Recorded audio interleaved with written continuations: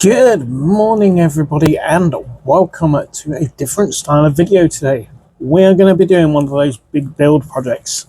This is a personal project, not a commercial one, because I don't own the rights to this.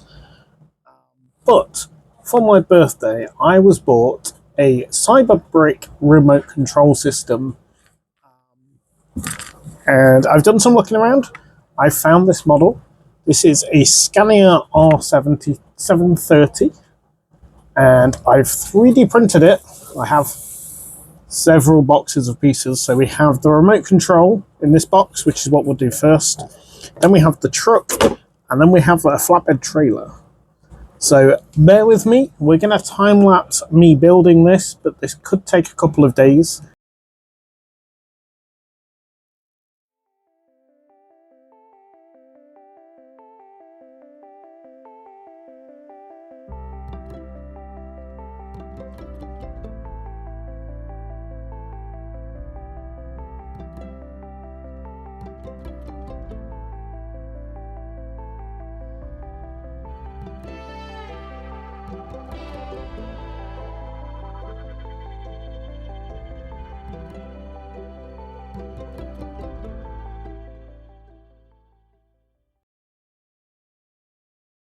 During this section, you're going to see me build the controller. Now, this took about an hour and 20 minutes, I believe, and I've cut the footage down to about 5 minutes. So let's run the time lapse and enjoy.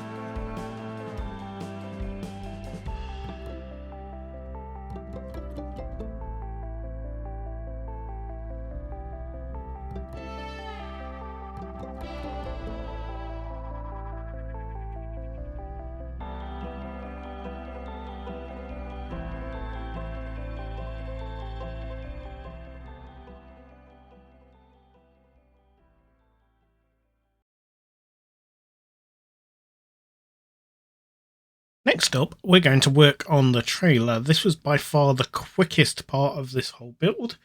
This took about 40 minutes, although I did take it home overnight to practice with the heat inserts, which you don't see in the video.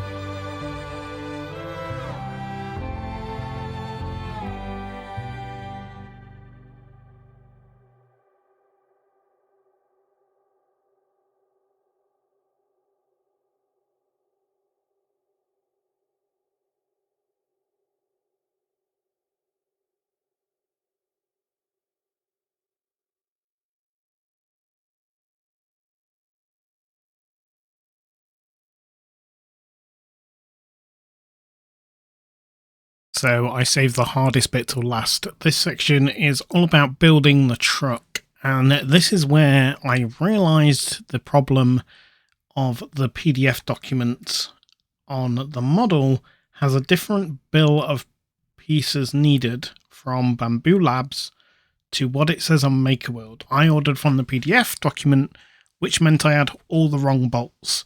So I had to improvise a little bit on some of this. But yeah, enjoy the time lapse, and we'll see you at the end for the review.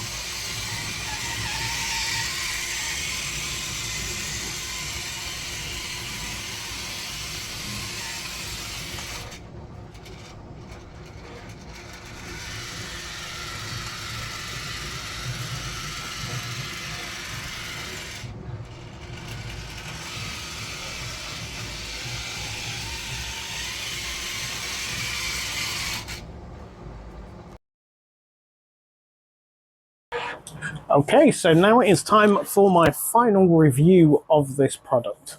First of all, let's talk about printing.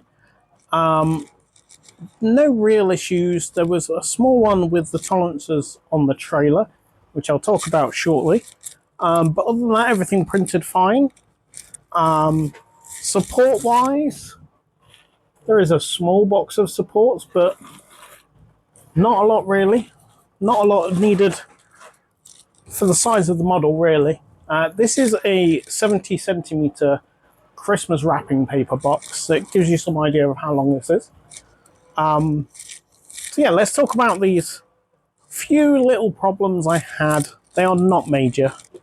So on the trailer, there are two bars that are meant to fit inside this slot. And the tolerances were so tight that the bar got stuck in there and I couldn't put it all the way in. So I ended up cutting it off. Now, whether that's just my printer or I'm not sure. But I ended up printing new ones and gluing them on the side, and it's fine. It really does not create any issues whatsoever with that. Other issues I had was the PDF document with the instructions has a bill of materials. Disregard that. Go to MakerWorld and look at the bill of materials there, because they are two different lists. I ordered off the PDF, I got all the wrong bolts because all the codes are wrong. Whether Bamboo have changed them and the designer doesn't know, I'm not sure. But yeah, be very careful. Go to MakerWorld, look at the list there. That one seems to be the accurate one. The only other problem I had was the JSON file that is on MakerWorld appears to be corrupt in some way. Everything worked apart from the headlights, which I've now fixed because I've created my own config.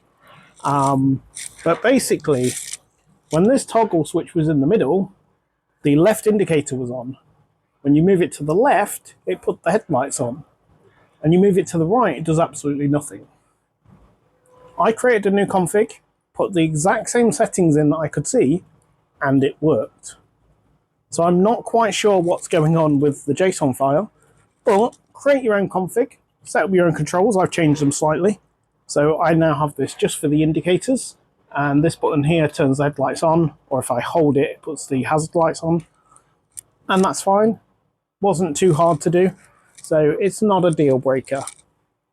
So would I print from this designer again? Yes. I definitely would. There was no real... The worst problem was the PDF document with the wrong codes. That frustrated me because I ordered all the bolts and got the wrong ones. But with what I'd got in the house and the office, I was able to still build the model. So it wasn't a deal breaker. And now I know for future, always double check what it says on MakerWorld and what it says in the PDFs, because you never know, there may be an issue. These are some extra decorations I printed. Just to try and complete it, because this is going to get taken to my market stall. Although it's not for sale, we're going to showcase it. If there is enough interest, I may get the commercial license. We shall see. But thank you all for watching. That's going to finish this video. I hope you've enjoyed. If you have, don't forget to like and subscribe, and we'll see you in the next video.